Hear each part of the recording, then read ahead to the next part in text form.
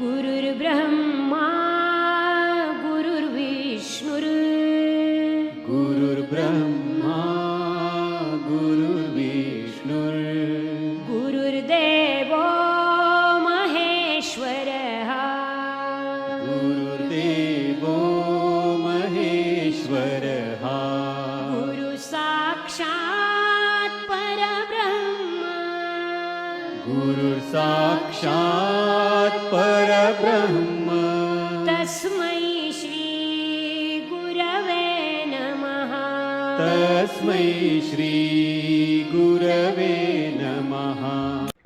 यदा यदा हि धर्मस्य ग्लानिर्भवति भारत अभ्युत्थानं धर्मस्य तदात्मानं सृजाम्यहं परित्राणाय साधूनां विनाशाय च दुष्कृतां धर्म संस्थापनार्थाय संभवामि युगे युगे। प्रेम से बोलो श्री कृष्ण भगवान की जय। मित्रों, भक्तों, मैं आचार्य श्री राजेंद्र कुमार सूर्यवंशी भगवान श्री कृष्ण की चरणों की धूल उनका शिष्य। मित्रों, श्रीमद् भागवत गीता यथारूप अध्याय 16वां यहाँ पर चल रहा है। मित्रों, देवी तथा आसुरी स्वभाव। पिछले अध्याय में हमने आपको बतलाया था कि इस भव बंधन से मुक्ति की संभावना नहीं रह जाती। मित्रों, यहाँ तक हमने पिछले अध्याय में आपको प्रसंग सुनाया था। प्रारंभ करते हैं आज का धारावाहिक अध्याय 16 दैवी तथा आसुरी भाव। मित्रों, ऐतविह मुक्तः कौन्ते तमो द्वारः स्त्रभिर्नरः आचार्यः तान्मन् श्रेष्ठतो याति अप्रागतिम्। अर्थात मित्रों, ऐते इनसे विमुक्त मुक्त होकर कौतन्य, हे कुंती पुत्र, तम द्वारे अज्ञान के अद्वार से त्रिभी 3 प्रकार के नर व्यक्ति आचरती करता है। आत्मन अपने लिए श्रेष्ठ श्रेय मंगल कल्याण तत्पश्चात याति जाता है परम गातिम गंतव्या को। अनुवाद, हे कुंती पुत्र, जो व्यक्ति इन तीनों नरक द्वारों से बच पाता है वह आत्म साक्षात्कार के लिए कल्याणकारी कार्य करता है और इस प्रकार क्रमशः परम गति को प्राप्त होता है। तात्पर्य मित्रों, मनुष्य को मानव जीवन के 3 शत्रुओं काम, क्रोध तथा लोभ से अत्यंत सावधान रहना चाहिए। जो व्यक्ति जितना ही इन तीनों से अमुक्त होगा उतना ही उसका जीवन शुद्ध होगा। जब वह वैदिक साहित्य में आदर्श विधि विधानों का पालन कर सकता है, इस प्रकार मानव जीवन के विधि विधानों का पालन करते हुए वह अपने आप को धीरे धीरे आत्म साक्षात्कार के पथ पर प्रतिष्ठित कर सकता है। यदि वह इतना भाग्यशाली हुआ कि इस अभ्यास से कृष्ण भावनामृत के पद तथा उठ सके तो उसकी सफलता निश्चित है। वैदिक साहित्य में कर्म तथा कर्म फल की विधियों का आदेश है, जिससे मनुष्य शुद्धि की अवस्था संस्कार तक पहुंच सके। सारी विधि काम, क्रोध तथा लोभ के परित्याग पर आधारित है। इस विधि का ज्ञान प्राप्त करके मनुष्य आत्म साक्षात्कार के उच्च पद तक उठ सकता है और इस आत्म साक्षात्कार के पूर्णतः भक्ति में बद्ध जीव की मुक्ति निश्चित है। इसलिए वैदिक पद्धति के अनुसार 4 आश्रमों तथा 4 वर्णों का विधान किया गया है। विभिन्न जातियों वर्णों के लिए विभिन्न विधि विधानों की आवश्यकता है।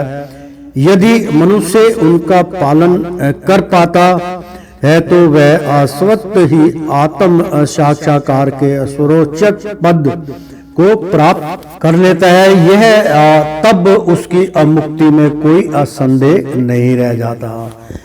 यह शास्त्र विधि मृत्यु सर्जया वर्तते काम कारता न सह सिद्धि मवापनोति न सुखा न परहा गातिम।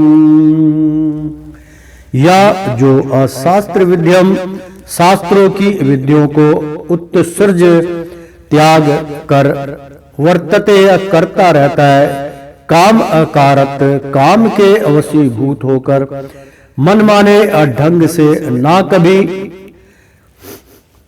कभी नहीं सा वह असिद्धि को अवापयोन्नति प्राप्त करता है, ना कभी नहीं सुखम सुखो ना कभी नहीं परम गातिम सिद्धि अवस्था को। आप अनुवाद मित्रों, इस श्लोक का बहुत सुंदर है।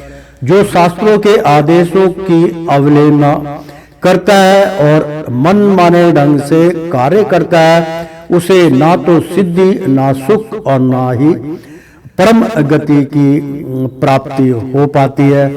तात्पर्य जैसा कि पहले कहा जा चुका है, मानव समाज के विभिन्न आश्रमों तथा वर्णों के लिए शास्त्र विधि दी होती है। प्रत्येक व्यक्ति को इन विधि विधानों को पालन करना होता है। यदि कोई इनका पालन ना करके काम क्रोध लोभ वश स्वेच्छा से कार्य करता है तो उसे जीवन में कभी सिद्धि प्राप्त नहीं हो सकती। दूसरे शब्दों में, भले ही मनुष्य ये सारी बातें सिद्धांत के रूप में जानता रहे, लेकिन यदि वह इन्हें अपने जीवन में नहीं उतार पाता तो वह अधम जाना जाता है। मनुष्य योनि में जीव से आशा की जाती है कि वह बुद्धिमान बने और सर्वोच्च पद तक जीवन को ले जाने वाले विधानों का पालन करे, किंतु यदि वह इनका पालन नहीं करता तो उसका अधपतन हो जाता है। लेकिन फिर भी जो विधि विधानों तथा नैतिक सिद्धांतों का पालन करता है किंतु अंत तो गलतवाह परमेश्वर को असमझ नहीं पाता तो उसका सारा ज्ञान व्यर्थ जाता है। और यदि वह ईश्वर के अस्तित्व को मान भी ले तो किंतु यदि वह भगवान की सेवा नहीं करता तो भी उसके प्रयास निष्फल हो जाते हैं।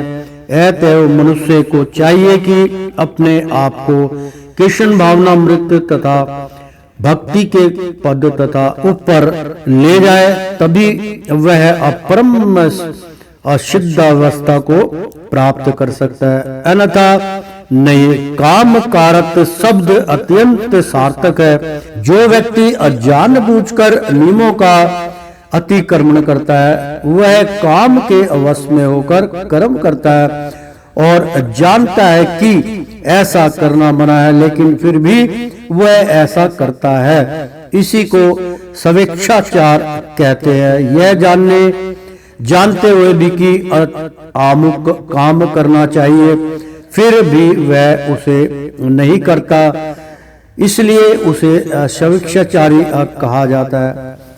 ऐसे व्यक्ति अवश्य ही भगवान द्वारा दंडित होते हैं। ऐसे व्यक्तियों को मनुष्य जीवन की सिद्धि प्राप्त हो जाती। मनुष्य जीवन तो अपने आप को शुद्ध बनाने के लिए है, किंतु जो व्यक्ति विधि विधानों का पालन नहीं करता वह अपने को ना तो शुद्ध बन सकता है, ना ही वास्तविक सुख को प्राप्त कर सकता है। तस्माच्छः संत्रः बहुत सुंदर श्लोक है मित्रों।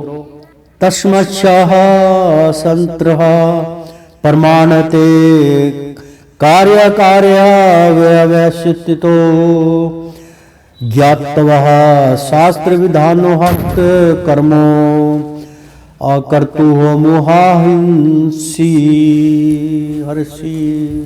तस्मात् इसलिए शास्त्रम शास्त्र प्रणानम अप्रणाम ते तुम्हारा कार्य कर्तव्य अकार्य निषिद्ध कर्म व्यवस्थित तो हो निश्चित करने में ज्ञातवा ज्ञान कर शास्त्र शास्त्र का विधान विधान उक्तम कहा गया कर्म कर्म का तुम करना। यही इस संसार में अहर्षि तुम्हारे चाहे आहिषि ही तुम्हें चाहिए। अनुवाद ऐतव मनुष्य को यह जानना चाहिए कि शास्त्रों के विधान के अनुसार क्या कर्तव्य है, उसे ऐसा विधि विधानों को जानकर कर्म करना चाहिए जिससे वह कर्म से ऊपर उठ सके।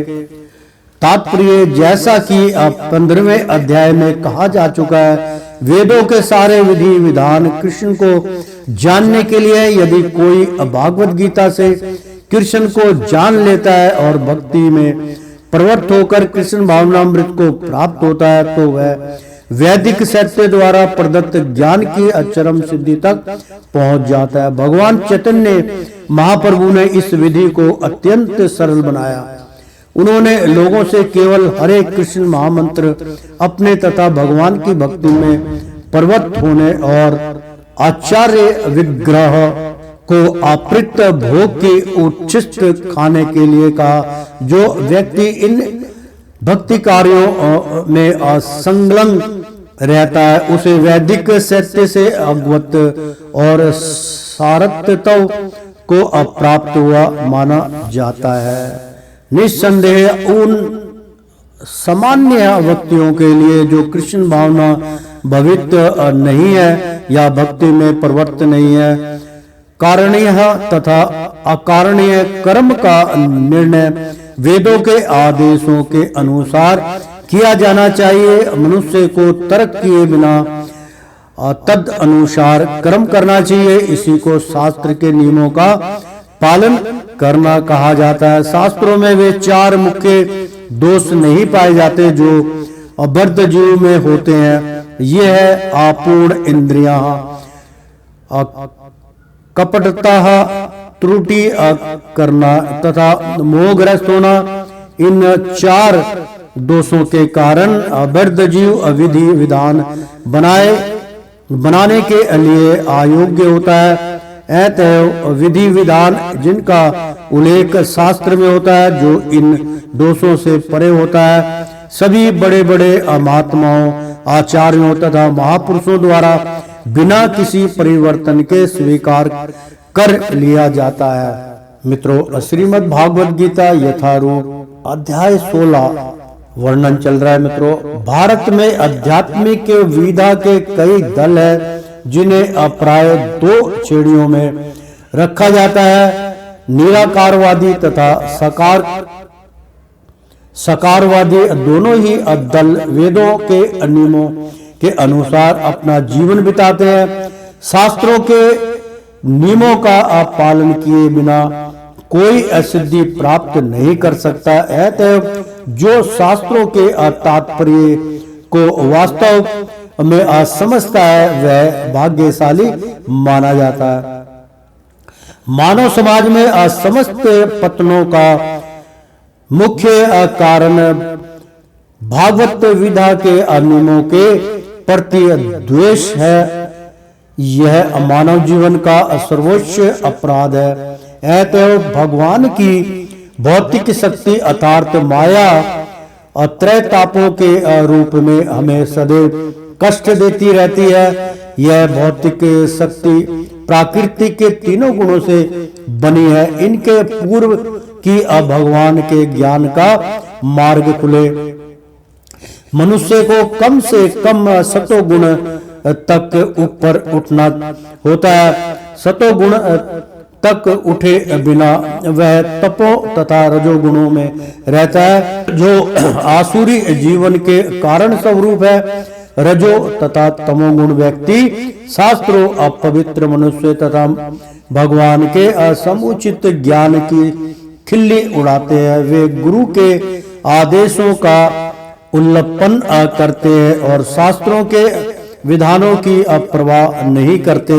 वे भक्ति की महिमा का स्मरण करने भी उसके प्रति आकृष्ट नहीं होते। इस प्रकार वे अपनी उन्नति का अपना निजी मार्ग बनाते हैं। मानव समाज के वे ही कतिपय दोष हैं जिनके कारण आसुरी जीवन बिताना पड़ता है, किंतु यदि उपयुक्त तथा प्रमाणिक गुरु का मार्गदर्शन प्राप्त हो जाता है तो उसका जीवन सफल हो जाता है, क्योंकि वह उच्च पद की ओर उन्नति का मार्ग दिखा सकता। प्रेम से बोलो श्री कृष्ण भगवान की जय।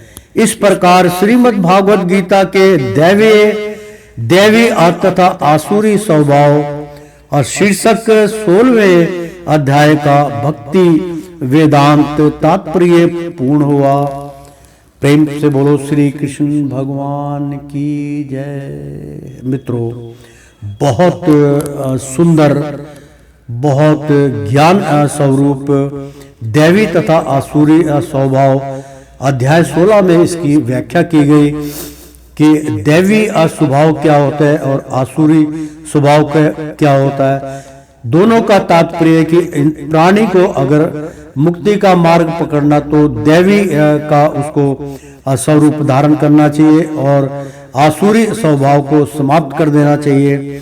तो मित्रों, इसी प्रकार श्रीमद् भागवत गीता के दैवी तथा आसुरी स्वभाव का शीर्षक 16वें अध्याय का भक्ति वेदांत तात्पर्य पूर्ण हुआ। तो प्रेम से बोलो श्री कृष्ण भगवान की जय। मित्रों, अध्याय 17 बहुत सुंदर श्रीमद् भागवत गीता यथारूपम अध्याय 17 हम प्रारंभ करने जा रहे हैं। तो एक बार प्रेम से बोलो श्री कृष्ण भगवान की जय। श्रद्धा के विभाग, यानी कि कितनी प्रकार से आप किस किस के अंतर्गत अपनी श्रद्धा रखते हैं। भगवान के प्रति भी एक श्रद्धा प्रेम अभाव किस प्रकार होना चाहिए, इसकी व्याख्या अब हम अध्याय 17 में इसको प्रस्तुति करेंगे। तो प्रारंभ करते हैं। तो प्रेम से बोलो श्री कृष्ण भगवान की जय। अध्याय 17 मित्रों, श्रद्धा के विभाग। अर्जुन उवाच, ये अशास्त्र विधि अमृत्यु सर्जया यजन्ते श्रद्धया विनतः तेनसा निष्ठा तु कहा कृष्णा असत्य माहो रज्य सतम। अर्जुन उवाच, अर्जुन ने कहा, यानी कि जो अशास्त्र विद्यम अशास्त्रों के विधान को उत्सर्जया त्याग कर यजन्ते पूजा करते हैं, श्रद्धया अपूर्ण श्रद्धा में अन्नवेता युक्त तेषामम उनकी अनिष्ठानम श्रद्धा तूनम लेकिन कहा कौन सी कृष्ण, हे कृष्ण सत्वम सतोगुणी आहो अथवा अन्य रजोगुणी तम तामोगुणी। मित्रों, बहुत सुंदर ये श्लोक था शास्त्र का कि शास्त्र की अविधि क्या कहती है। मित्रों, अनुवाद। अर्जुन ने कहा, हे कृष्ण, जो लोग शास्त्र के नियमों का पालन ना करके अपनी कल्पना के अनुसार पूजा करते हैं, उनकी स्थिति कौन सी है? वे असतोगुणी है, रजोगुणी है या तमोगुणी है? तीनों में से कौन सी उनकी उत्पत्ति होती है?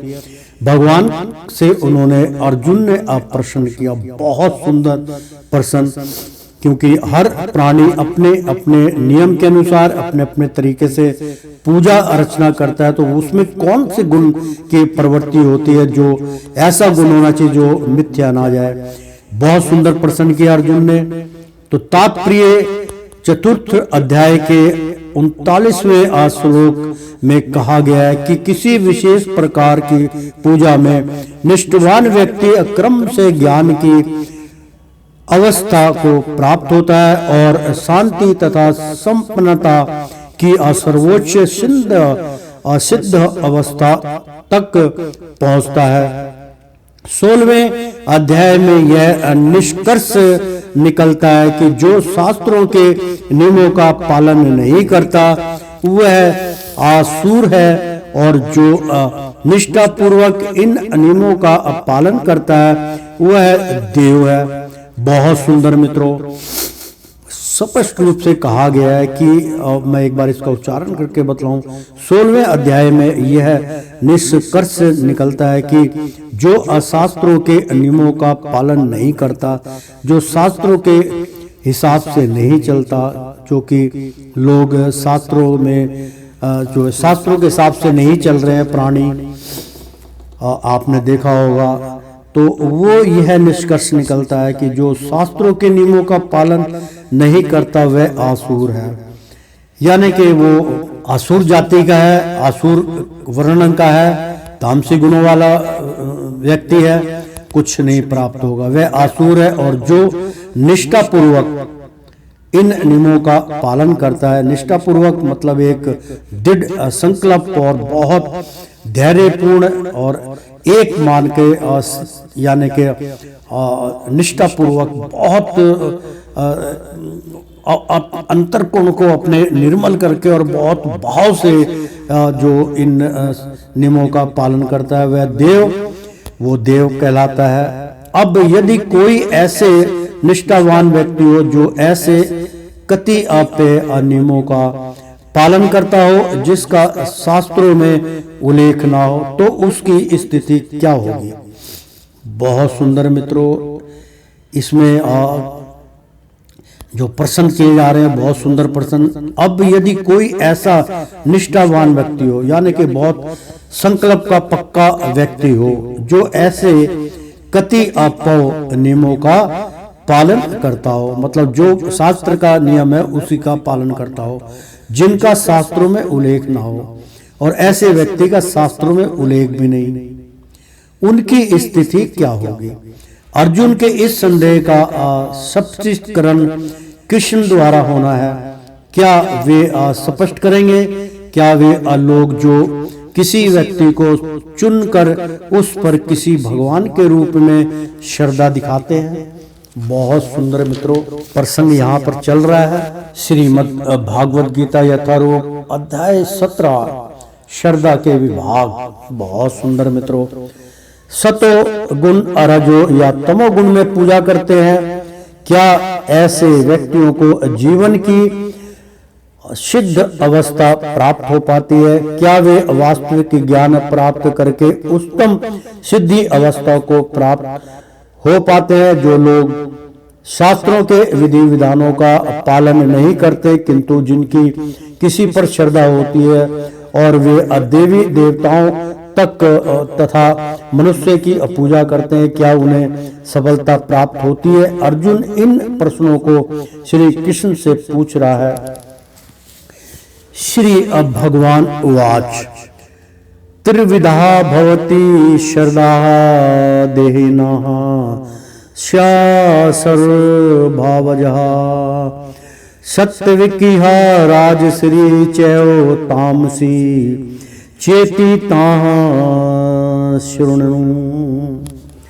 श्री भगवान ने कहा त्रिविद्या तीन प्रकार की भवती होती है। श्रद्धा देही अनामम देहधारियों की वह सब भाव जा प्राकृतिक के गुण के अनुसार सात्विक की सतोगुणीय राजसी रजोगुणीय चा भी अनिच्य ही तामसी तमोगुणीय चा तथा इति इस प्रकार ताम उसको और सुनो मुझसे सुनो। अनुवाद। भगवान ने कहा देहधारी जीव द्वारा अर्जित गुणों के अनुसार उसकी श्रद्धा तीन प्रकार की हो सकती है, सतोगुणी रजोगुणी और तमोगुणी। अब इसके विषय में मुझसे सुनो। तात्पर्य, जो लोग शास्त्रों के विधि विधानों को जानते हैं लेकिन आलस्य या कार्य विमुखता वश उनका पालन नहीं करते, वे प्रकृति के गुणों द्वारा शासित होते हैं। वे अपने असतोगुणी, रजोगुणी या तमोगुणी पूर्व कर्मों के अनुसार एक विशेष प्रकार का स्वभाव प्राप्त करते हैं। विभिन्न गुणों के साथ जीव की संगति शाश्वत चलती रहती है। चूंकि जीव प्रकृति के संसर्ग में रहता है, अतएव वह प्रकृति के गुणों के अनुसार ही विभिन्न प्रकार की मनोवृत्तियां अर्जित करता है। लेकिन यदि कोई प्रामाणिक गुरु की संगति करता है और उसके तथा शास्त्रों के विधि विधानों का पालन करता है, तो उसकी मनोवृत्ति बदल सकती है। वह क्रम से अपनी स्थिति तमोगुण से सतोगुण या रजोगुण से सतोगुण में परिवर्तन कर सकता है। कहने का तात्पर्य यह है कि प्रकृति के किसी गुण विशेष में अंधविश्वास करने से ही व्यक्ति सिद्धि प्राप्त नहीं कर सकता। उसे प्रामाणिक गुरु की संगति में रहकर बुद्धि पूर्वक बातों पर विचार करना होता है, तभी वह उच्चतर गुण की स्थिति को प्राप्त हो सकता है। प्रेम से बोलो श्री कृष्ण भगवान की जय। अध्याय 17 श्रद्धा के विभाग। सत्वानुरूपः सर्वस्यः श्रद्धा भवति भारत। श्रद्धामयोशय्या पुरुषो यो यच्छन्द्रणं सा एम अस्याः। असत्व अनुरूपा अस्तित्व के अनुसार स्वर से सबों की अश्रद्धा श्रद्धा निष्ठा भावती हो जाती है। भारत हे भरत पुत्र, श्रद्धा श्रद्धा मय से युक्त, मयम यानी कि ये युक्त, अयम यह अपुरुषनम जीवात्मा या जो यतः जिसके होने से श्रद्धा श्रद्धा सा इस प्रकार एम निश्चय ही आसा वह। अनुवाद, हे अभरत पुत्र, विभिन्न गुणों के अंतर्गत अपने अपने अस्तित्व के अनुसार मनुष्य एक विशेष प्रकार की श्रद्धा विकसित करता है। अपने द्वारा अर्जित गुणों के अनुसार ही जीव को विशेष श्रद्धा से युक्त कहा जाता है। तात्पर्य, प्रत्येक व्यक्ति में चाहे वह जैसा भी हो एक विशेष प्रकार की श्रद्धा पाई जाती है, लेकिन उसके द्वारा अर्जित स्वभाव के अनुसार उसकी श्रद्धा उत्तम सतोगुणी, राजस रजोगुणी अथवा तामसिक कहलाती है। इस प्रकार अपनी विशेष प्रकार की श्रद्धा के अनुसार ही वह कति आपे लोगों से संगति करता है। अब वास्तविक तथ्य तो यह है कि जैसा 15वें अध्याय में कहा गया है, प्रत्येक जीव परमेश्वर का अंश है, अतः वह मूलतः इस समस्त गुणों से परे होता है। लेकिन जब वह भगवान के साथ अपने संबंध को भूल जाता है और वृद्ध जीवन में भौतिक प्राकृतिक के संसर्ग में आता है, तो वह विभिन्न प्रकार के प्राकृतिक के साथ संगति करके अपना स्थान बनाता है। इस प्रकार से प्राप्त कृत्रिम श्रद्धा तथा अस्तित्व मात्र भौतिक होते हैं, भले ही कोई किसी अधारणा या ध्यात्म बोध द्वारा प्रेरित हो, लेकिन मूलतः वह निर्गुण या दिव्य होता है। अतः भगवान के साथ अपना संबंध फिर से प्राप्त करने के लिए उसे भौतिक कलमश से शुद्ध होना पड़ता है। यदि एकमात्र मार्ग है निर्भय होकर कृष्ण भावनामृत में लौटने का, यदि कोई कृष्ण भावनामृत में स्थित हो तो उसके सिद्धि प्राप्त करने के लिए वह मार्ग प्रशस्त हो जाता है। यदि वह आत्म साक्षात्कार के इस पथ को ग्रहण नहीं करता तो वह निश्चित रूप से प्रकृति के गुणों के साथ बह जाता है। प्रेम से बोलो श्री कृष्ण भगवान की जय।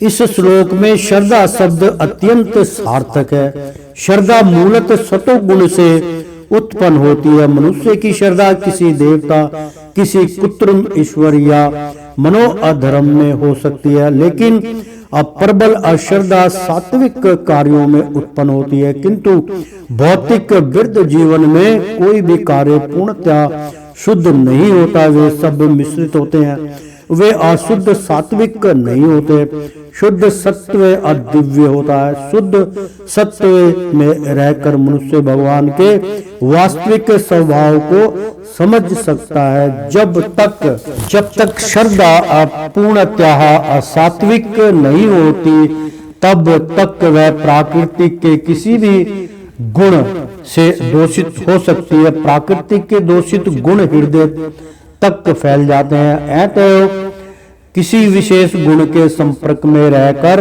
हृदय जिस स्थिति में होता है, उसी के अनुसार श्रद्धा स्थापित होती है। यह समझना चाहिए कि यदि किसी का हृदय सतोगुण में स्थित है तो उसकी श्रद्धा भी सतोगुणी है। यदि हृदय रजोगुण में स्थित है तो उसकी श्रद्धा रजोगुणी है, और यदि हृदय तमोगुण में स्थित है तो उसकी श्रद्धा तमोगुणी होती है। इस प्रकार हमें संसार में विभिन्न प्रकार की श्रद्धाएं मिलती हैं, और विभिन्न प्रकार की श्रद्धाओं के अनुसार विभिन्न प्रकार के धर्म होते हैं। धार्मिक श्रद्धा का असली सिद्धांत सतोगुण में स्थित होता है, लेकिन चूंकि हृदय कलुषित रहता है, विभिन्न प्रकार के धार्मिक सिद्धांत पाए जाते हैं। श्रद्धा की विभिन्नता के कारण ही पूजा भी भिन्न भिन्न प्रकार की होती है। यजन्ते सात्विकता दिवन्यः शनशासी राजसा प्रेतनः भूताग्रणः शानने वज्यन्त्यः तमाशः जनः।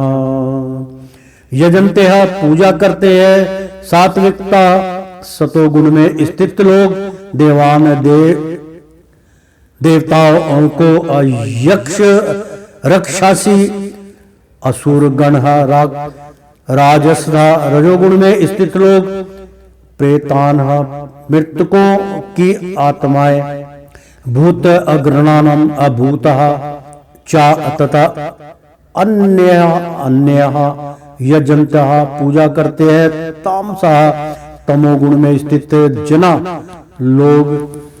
अनुवाद सतोगुणी व्यक्ति देवताओं को पूजते हैं, रजोगुणी यक्ष व राक्षसों की पूजा करते हैं, और तमोगुणी व्यक्ति भूत प्रेतों को पूजते हैं।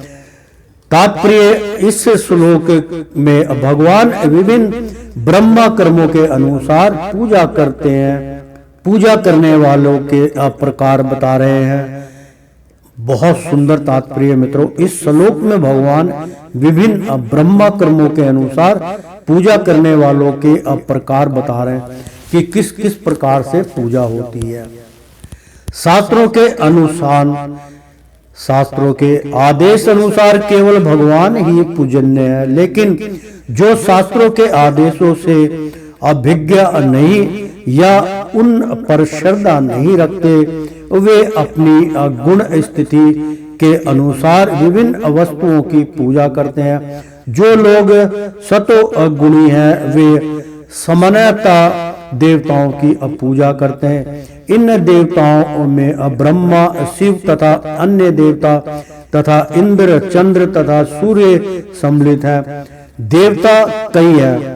सतोगुणी लोग किसी विशेष अभिप्राय से किसी विशेष देवता की पूजा करते हैं। इसी प्रकार जो रजोगुणी है वे यक्ष राक्षसों की पूजा करते हैं। हमें स्मरण है कि द्वितीय विश्व युद्ध के समय कलकत्ता का एक व्यक्ति हिटलर की पूजा करता था, क्योंकि भला हो उस युद्ध का उसने उसमें काले धंधे से प्रचुर धन संचित कर लिया था। इसी प्रकार वे तमोगुणी होते हैं। वे असामान्यता किसी प्रबल मनुष्य को ईश्वर के रूप में चुन लेते हैं। वे सोचते हैं कि कोई भी व्यक्ति ईश्वर की तरह पूजा जा सकता है और फल एक सा होगा। यहाँ पर इसका स्पष्ट वर्णन है कि रजोगुणी लोग ऐसे देवताओं की सृष्टि करके उन्हें पूजते हैं और जो तमोगुणी है, अंधकार में है, वे प्रेतों की पूजा करते हैं। कभी कभी लोग किसी मृत प्राणी की कब्र पर पूजा करते हैं। मैथुन भी तमोगुणी में आता है। इसी प्रकार भारत के सुदूर ग्रामों में भूतों की पूजा करने वाले हैं। हमने देखा है कि भारत के निम्न जाति के लोग कभी कभी जंगल में जाते हैं और यदि उन्हें इसका पता चलता है कि कोई भूत किसी वृक्ष पर रहता है तो वे उसे वृक्ष की पूजा करते हैं और बलि चढ़ाते हैं। ये पूजा के विभिन्न प्रकार के वास्तव में ईश्वर पूजा नहीं है। ईश्वर पूजा तो सात्विक पुरुषों के लिए है। श्रीमद् भागवत में 4:3-23 में कहा गया है, सत्य महाविशुद्ध वासुदेव सवितम। जब व्यक्ति सतोगुण होता है तो वह वासुदेव की पूजा करता है। तात्पर्य यह है कि जो लोग गुणों से पूर्णतः शुद्ध हो चुके हैं और दिव्य पद को प्राप्त हैं, वे ही भगवान की पूजा कर सकते हैं। निर्विशेषवादी तमोगुणी में स्थित माने जाते हैं और वे पंच देवताओं की पूजा करते हैं। वे भौतिक जगत में निराकार विष्णु को पूजते हैं जो दर्शनीय भूत विष्णु कहलाता है। विष्णु भगवान का विस्तार है, लेकिन निर्विशेषवादी अत्यंत भगवान में अविश्वास नहीं करने के कारण सोचते हैं कि विष्णु का स्वरूप निराकार ब्रह्मा का दूसरा पक्ष है। इसी प्रकार वे यह मानते हैं कि ब्रह्मा जी रजोगुण के निराकार रूप है, अतः वे कभी कभी पंच देवताओं का वर्णन करते हैं जो पूज्यनीय है, लेकिन चूंकि वे लोग निराकार ब्रह्मा को ही वास्तविक सत्य मानते हैं, इसलिए वे अनंतन समस्त पूज्य वस्तुओं को त्याग देते हैं। निष्कर्ष यह निकलता है कि प्रकृति के विभिन्न गुणों को दिव्य प्रकृति वाले व्यक्तियों को संगीति से अशुद्ध किया जा सकता है। प्रेम से बोलो श्री कृष्ण भगवान की जय। आशस्त्र विभिन्नता घोरनः तप्यन्ते है ये तपो जाना। दर्भाहंकारः संयुक्तः कामराग बलान्वितः कश्रियन्तः शरीरस्तन् अभूतग्राम मंचेतसस् माचे चैवन्तः शरीरसन्तः तन्वयध्यासुरिणी श्रयानम्।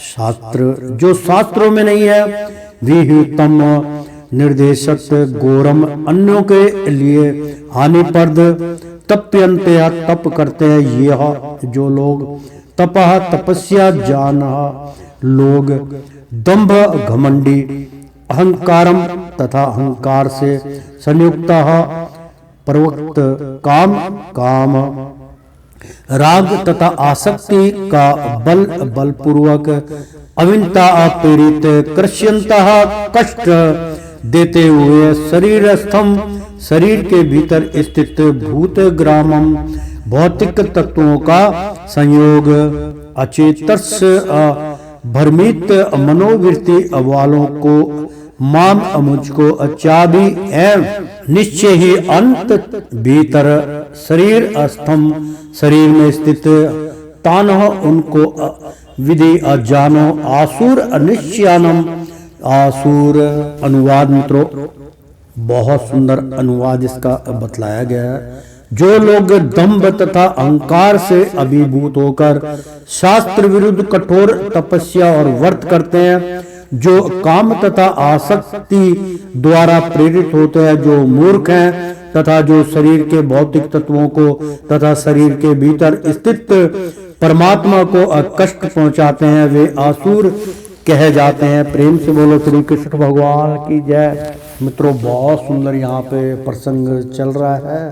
तात्पर्य मित्रों, कुछ पुरुष ऐसे हैं जो ऐसी तपस्या की विधि का निर्माण कर लेते हैं जिनका वर्णन शास्त्रों में नहीं है। उदाहरणार्थ, किसी स्वार्थ के प्रयोजन से यथा राजनीतिक कारणों से उपवास करना शास्त्रों में वर्णित नहीं है।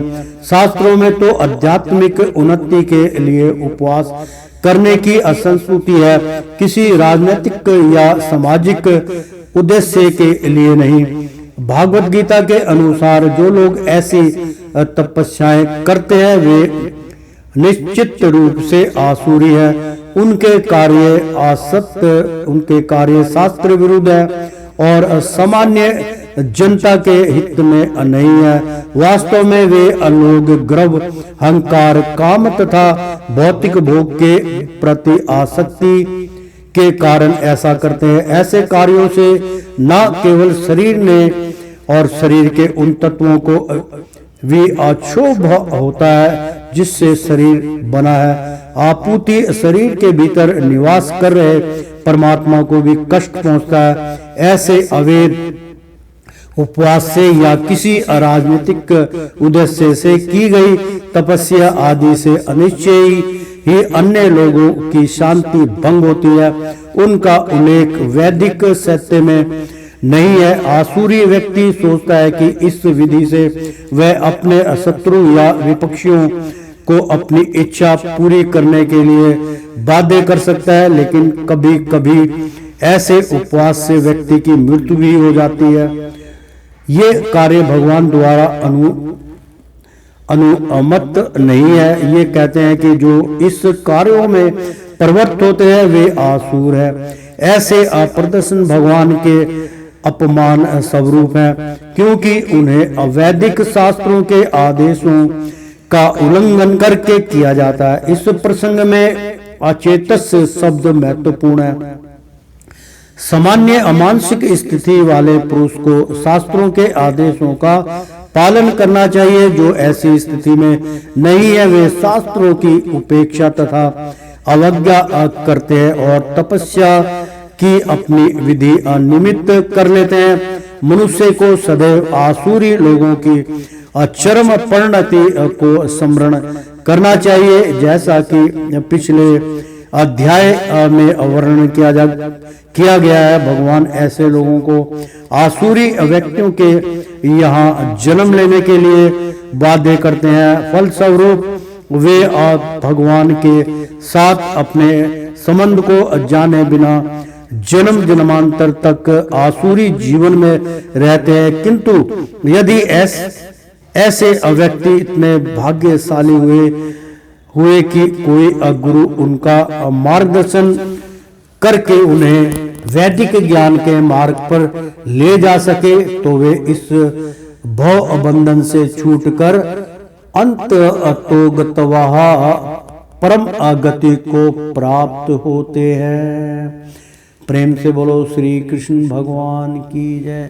मित्रों, अध्याय 17 श्रद्धा के विभाग चल रहे। कितनी प्रकार से आप श्रद्धा रखते हैं, भगवान का भजन कीर्तन करते हैं। तो मित्रों, प्रेम से बोलो श्री कृष्ण भगवान की जय। तो श्रीमन नारायण नारायण हरि हरि, तेरी लीला सबसे न्यारी न्यारी, बोलो हरि हरि।